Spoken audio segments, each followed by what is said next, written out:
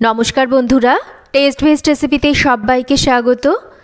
আজকে বানিয়ে দেখাবো বাঙালি বাড়ির অতি পরিচিত সম্পূর্ণ নিরামিষ পনিরের একটা রান্না। প্রায় প্রত্যেক বাঙালি বাড়িতেই কিন্তু এই রান্নাটা কম বেশি হয়ে থাকে। আর নিরামিষ মানেই হলো পনির, আর পনির মানেই বিভিন্ন রকম রেসিপি আমরা বাড়িতে বানিয়ে থাকি। তবে সবার প্রথমেই মাথায় আসে এই আলু পনিরের ডালনা বা রসা বা তরকারি, যেটাই বলুন না কেন। এই রেসিপিটা সকলেই কিন্তু কম বেশি বানাতে জানেন। তবে আমি কিভাবে আমার বাড়িতে তৈরি করি আর কিভাবে এই রেসিপিটা বানালে খুব বেশি সুস্বাদু হয় সেটাই বানিয়ে দেখাবো। পনিরের ডালনা বানানোর জন্য এখানে আমি পনিরের টুকরোগুলোকে মাঝারি টুকরো করে কেটে নিয়েছি। আর তার সাথে এখানে দুটো আলু খোসা ছাড়িয়ে একটু মাঝারি টুকরো করে কেটে নিয়েছি। আলু কেটে নেওয়ার পর আলুগুলোকে কিন্তু খুব ভালো করে ধুয়ে জল ঝরিয়ে নিয়েছি। আলু কেটে নেওয়ার পর কিন্তু সঙ্গে সঙ্গে আলুগুলোকে ভালো করে ধুয়ে নিতে হবে, না হলে আলুগুলো একটু লালচে হয়ে যায়। রান্নাটা করার জন্য আমি কড়াইতে দিয়ে দিচ্ছি প্রথমে অল্প করে একটু সাদা তেল। আমার মনে হয় পনির সাদা তেলেই কিন্তু রান্না করলে স্বাদটা ভালো আসে। এবার তেলের মধ্যে সামান্য লবণ দিয়ে তেলটাকে কড়াইয়ের চারিদিকে একটু মাখিয়ে নিচ্ছি। খুব ভালো করে তেলটাকে আমাদের গরম করে নিতে হবে। তেল ভালো করে গরম হয়ে গেলে এবার পনিরগুলোকে আমরা ভেজে নেব। কড়াই আর তেল যদি খুব ভালো করে গরম না হয় তাহলে কিন্তু পনির ভাজতে গেলে পনিরের নিচের দিকটা কড়াইয়ের গায়ে লেগে যায়, পনিরগুলো ভেঙে যায়।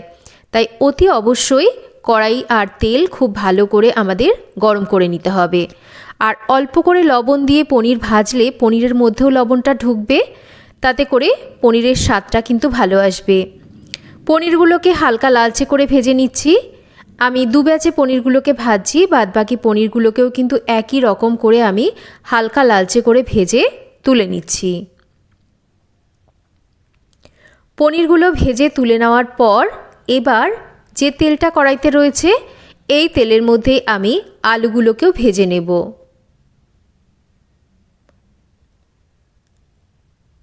যেহেতু তেলের মধ্যে অল্প করে লবণ দেওয়া আছে তাই আমি আলু ভাজার সময় কিন্তু আলাদা করে আর লবণ দিচ্ছি না। আলুগুলো বেশ একটু ভাজা হতে থাক, ততক্ষণ আমি পনিরের জন্য একটা মশলা তৈরি করব। তার জন্য একটা মিক্সিং জারের মধ্যে নিয়ে নিচ্ছি আমি এখানে একটা টমেটো, তার সাথেই নিচ্ছি 3-4টে কাঁচা লঙ্কা, কয়েকটা আমি কাজু নিচ্ছি, আর এক টুকরো পনির আমি এর মধ্যে দিয়ে দিচ্ছি। অল্প করে জল দিয়ে একদম স্মুথ একটা পেস্ট আমরা তৈরি করে নেব। মশলা আমাদের তৈরি হয়ে গেছে। এদিকে আলুগুলোও কিন্তু বেশ লাল লাল করে ভেজে নেওয়া হয়ে গেছে। এর থেকে বেশি কিন্তু আলুগুলোকে ভাজবো না। এবার এই ভেজে নেওয়া আলুগুলোকে আমি তুলে নিচ্ছি।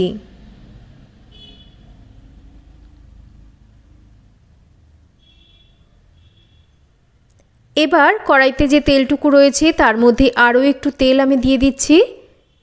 ফোড়নে দেব একটা শুকনো লঙ্কা, তার সাথেই দেব দুটো ছোট এলাচ, এক টুকরো দারচিনি, দুটো লবঙ্গ, আর 3-4টে দিচ্ছি এখানে আমি শামরিচ।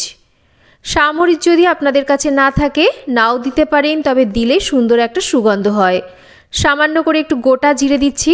ফোড়নটা ভাজা হয়ে গেলে অল্প করে জল দিয়ে আমি এর মধ্যে দিয়ে দিচ্ছি 1/2 চামচ মতন লঙ্কার গুঁড়ো, তার সাথেই দিচ্ছি পরিমাণ মতন হলুদ আর 1/2 চামচ আদা বাটা। এবার এই মশলাটাকে একটু ভালো করে নাড়াচাড়া করে মিশিয়ে নেব। একটু জল দিয়ে দিলে মশলাগুলো কিন্তু পুড়ে যায় না। এবার আগে থেকে বেটে নেওয়া মশলার পেস্টটাকে দিয়ে দিচ্ছি। এই মশলাটাকে একটু আমাদের ভালো করে কষিয়ে নিতে হবে। মশলাটা মোটামুটি কষানো হয়ে গেলে এখানে দেব অল্প করে একটু জিরের গুঁড়ো, একটু ধনের গুঁড়ো, স্বাদ মতন মিষ্টিটাকেও এ সময় দিয়ে দেব। এবার খুব ভালো করে এই মশলাটাকে আমাদের কষিয়ে নিতে হবে। যত ভালো করে মশলাটাকে কষিয়ে কষিয়ে রান্নাটা করা হবে, রান্নাটা খেতে কিন্তু ততই ভালো হবে। মশলা খুব ভালো করে বেশ একটু সময় ধরে কষিয়ে নিয়েছি। আর যেহেতু এর মধ্যে কাজু আছে তাই মশলাটাকে কিন্তু একটু সময় ধরে কম আঁচে রেখে রেখে কষাবেন, না হলে নিচে থেকে ধরে যাবে। মশলা খুব ভালো করে কষানো হয়ে গেলে, তেল ছেড়ে গেলে ভেজে নেওয়া আলুগুলোকে মশলার মধ্যে দিয়ে আবারও একটু ভালো করে কষিয়ে নিচ্ছি। এবার একটা ঢাকা দিয়ে আমরা আলু আর মশলাকে কম আঁচে রেখে কষাবো, কারণ আলুটা সেদ্ধ হতে অনেকটাই সময় বেশি নেয়। তাই একটু ঢাকা দিয়ে দিয়ে কষিয়ে নিলে আলুটা তাড়াতাড়ি সেদ্ধ হয়ে যাবে। দেখুন মশলার পুরোপুরি তেল ছেড়ে গেছে আর আলুও কিন্তু মোটামুটি সেদ্ধ হয়ে এসছে। এর থেকে বেশি কিন্তু আর কষানোর দরকার নেই। এবার এর মধ্যে ভেজে নেওয়া পনিরের টুকরোগুলোকে দিয়ে দেব। আর আলু আর মশলার সাথে পনিরটাকেও কিন্তু মিনিট দুয়েক একটু আলতো হাতে কষিয়ে নেব। সমস্ত কিছুকে খুব ভালো করে কষিয়ে নিয়েছি। মশলার কাঁচা গন্ধ যাতে না থাকে সেটা মাথায় রাখতে হবে। মশলা খুব ভালো করে কষানো হয়ে গেছে, তেলটা একদম ছেড়ে দিয়েছে। এবার আমরা এর মধ্যে দিয়ে দেব গ্রেভির জন্য জল। আমি এখানে উষ্ণ গরম জলের ব্যবহার করছি, তাতে রান্নার স্বাদটাও ভালো আসে, রান্নাটাও তাড়াতাড়ি হয়। আমি কিন্তু এখনও পর্যন্ত লবণ দিইনি। এই সময় আমি এর মধ্যে স্বাদ মতন লবণ দিচ্ছি আর একই সাথে একটু গরম মশলা গুঁড়ো দিয়ে দিচ্ছি।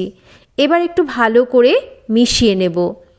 এবার ভালো করে মিশিয়ে নেওয়ার পর ঝোলটা ফুটতে শুরু করলে একটু ঢাকা দিয়ে রান্না করব, কারণ আলুটা কিন্তু এখনও সেদ্ধ হতে বাকি আছে। আমি বেশ কিছুক্ষণ ঢাকা দিয়ে রান্না করে নিয়েছি। এবার ঢাকাটা সরিয়ে নিচ্ছি। দেখতেই পাচ্ছেন ওপরে কিন্তু তেলটা ভাসতে শুরু করেছে আর আলুগুলোও কিন্তু সুন্দরভাবে মোমের মতন গলে গেছে। তো পনির কিন্তু আমাদের একদম রেডি। কিন্তু যেহেতু নিরামিষ রান্না, নামানোর আগে অবশ্যই অল্প করে একটু ঘি এর মধ্যে দিয়ে দেব, এতে করে স্বাদ আর সুগন্ধ দুটোই বাড়বে। এবার সমস্ত কিছুকে নাড়াচাড়া করে মিশিয়ে নেওয়ার পর আরও মিনিট খানেক রান্না করে নিচ্ছি। গ্রেভিটা দেখতে পাচ্ছেন কেমন আছে, কিন্তু গ্রেভিটা একটু এরকম নামাবেন, কারণ এর মধ্যে যেহেতু কাজু আছে গ্রেভি কিন্তু ঠান্ডা হয়ে গেলে বেশ একটু গাঢ় হয়ে যাবে। এবার এটাকে নামিয়ে সার্ভ করে দিচ্ছি। যে কোনো নিরামিষ দিনে সাদা ভাত বলুন, রুটি, পরোটা, লুচি, ফ্রাইড রাইস, পোলাও, যার সাথেই এই রেসিপি খাবেন তার সাথেই কিন্তু এই রেসিপি খেতে সুপার টেস্টি লাগে। আশা করছি আজকের এই সম্পূর্ণ নিরামিষ পনিরের রেসিপি আপনাদের সবার ভালো লাগবে। রেসিপি ভালো লাগলে একটা লাইক করবেন, রেসিপিটা শেয়ার করবেন। আর কেমন লাগলো আজকের এই নিরামিষ পনিরের রেসিপি একটা কমেন্ট করে জানাবেন। সবাই ভালো থাকবেন। আবার ফিরে আসবো নতুন কোনো রেসিপি নিয়ে।